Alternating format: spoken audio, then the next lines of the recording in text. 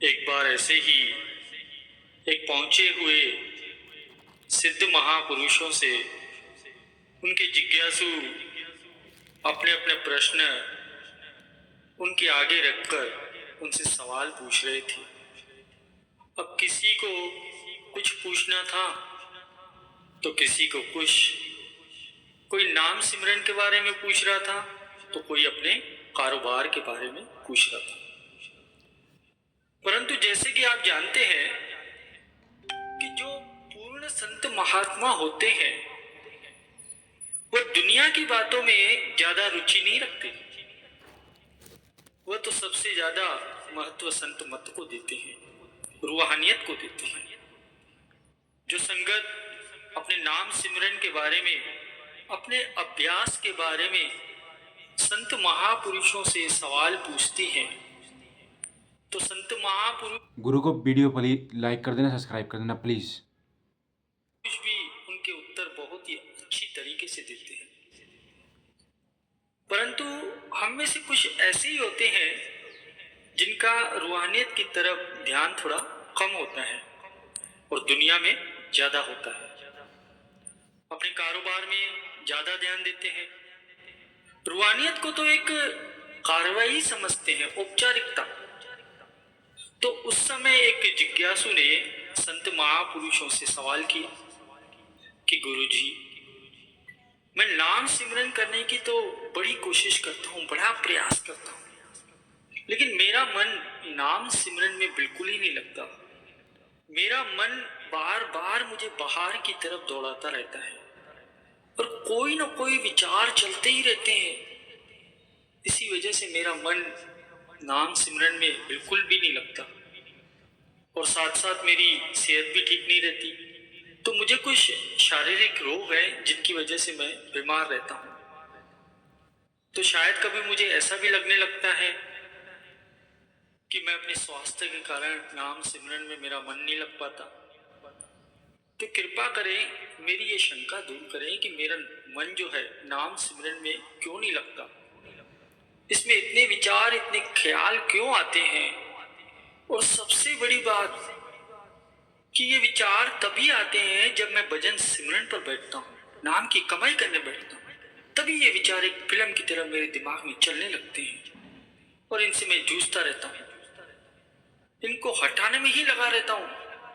जितना मैं इनको दूर करने की कोशिश करता हूँ उतने ही और बढ़ते रहते हैं और बढ़ते भी जाते हैं, जिनकी वजह से मुझे काफी परेशानी होती है और मेरा मन जो है भजन सिमरन में बिल्कुल नहीं लगता, मैं उड़ जाता हूँ।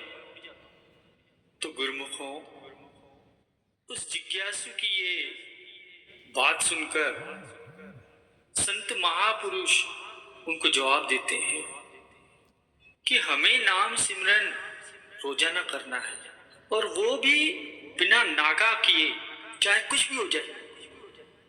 और हमें एक समय निश्चित करना है, तय करना है, जिस समय हमें नाम सिमरन पर बैठना है। और जैसे जैसे हम निर्धारित किए हुए समय पर बैठना शुरू करेंगे तो ये मन अपने आप लगना शुरू हो जाएगा। हमें एक समय तय करना होगा कि मुझे इस समय नाम सिमरन पर बैठना है, तो धीरे धीरे मन भी अपने आप उस आदत में ढलना शुरू हो जाएगा। फिर यह अपने आप नाम सिमरन पर बैठना शुरू कर देगा। पहले पहले तकलीफ होती है, पहले पहले बहुत मुश्किलें आती हैं। तो सबसे पहले हमें एक समय निर्धारित करना है और हमें जब नाम सिमरन पर बैठ जाना है तो हमें मन की तरफ ध्यान नहीं देना। गुरु को वीडियो लाइक कर देना, सब्सक्राइब कर देना प्लीज। इसको छोड़ देना है, इसकी तरफ तो बिल्कुल भी ध्यान नहीं देना।